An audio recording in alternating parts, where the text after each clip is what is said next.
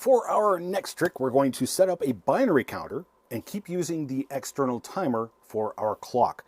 Normally, you'll use the onboard clock, which on this PIC runs at 16 megahertz. That's 16 million clock pulses per second. Obviously, you wouldn't see any flashing LEDs. They'd be flashing on and off so fast, it would just appear as though the LEDs were just constantly on. But you can see some scenarios where you specifically want to run the processor at ridiculously low speeds. And you can do that with an external clock like we're doing here. So a binary counter is just 4 LEDs showing a binary number, and it simply counts up. So we're going to wire the LEDs on the output of port C again.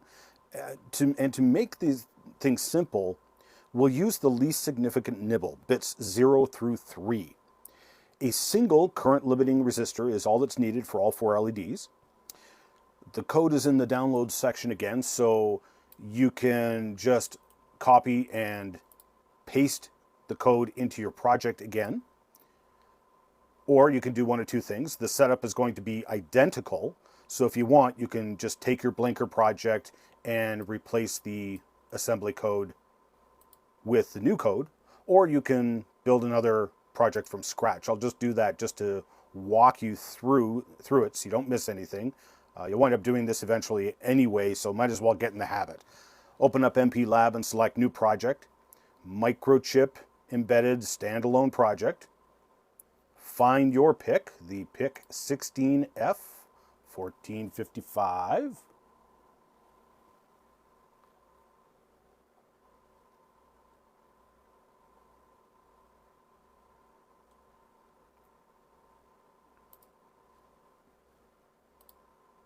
No debug headers required. We're going to use the Picket 3 and use MP Assembler. Give it a name you like. I'll call mine binary underscore counter. And make sure you set it as the main project. When you get the project created and opened, you're going to right-click on the, you're going to right-click on the source files and create a new assembly file.asm and create, give it a name if you want, binary underscore counter.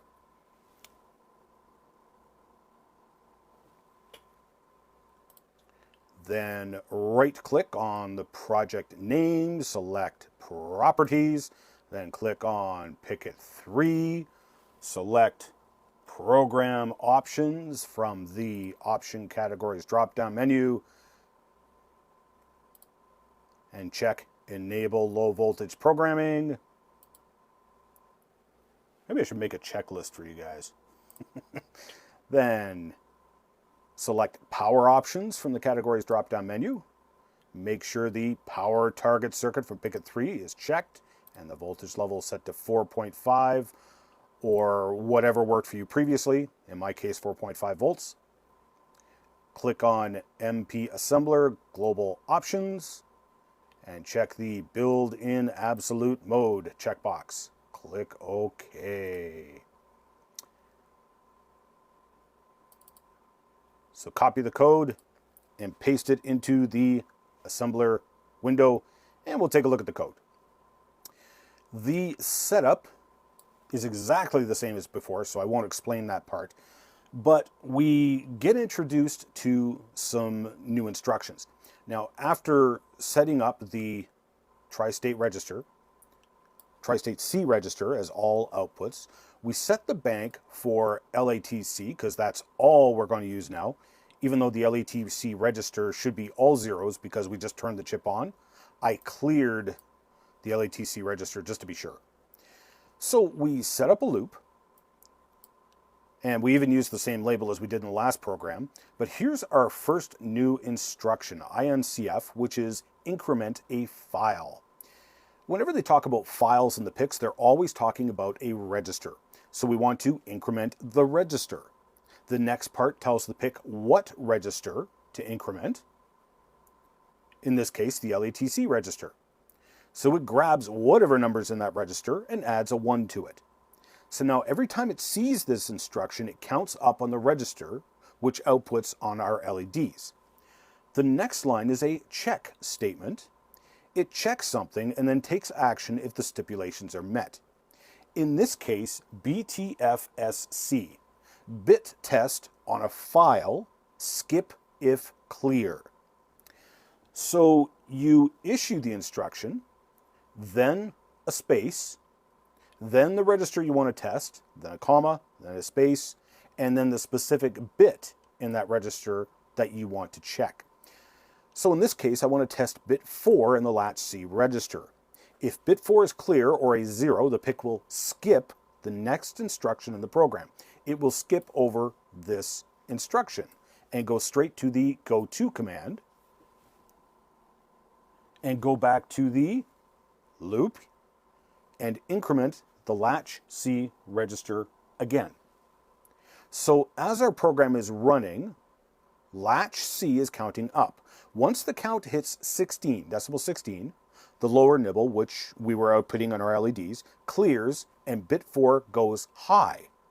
So what we're checking here is if bit 4 goes high. Then we want to clear latch C to zeros and start the count over again from 0. So that's exactly what this instruction does. It checks bit 4 and will skip over this next instruction unless bit 4 is high. So let's say we've been counting for a while and we hit 16. Bit 4 now goes high. We run our bit test, so now it does not skip the next instruction. What's the next instruction? It clears the latch register. It sets everything back to zeros, then loops back to the beginning, and starts counting up again from 0. All right, so fire up your PIC, flash the memory,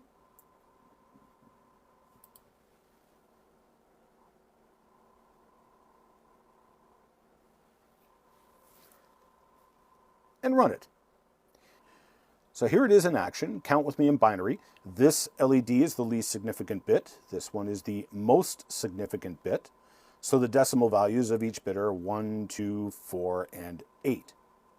So now let's count up when it gets to 0 here. So there's 15. Now when it hits 16, it starts at 0. 1, 2, 3,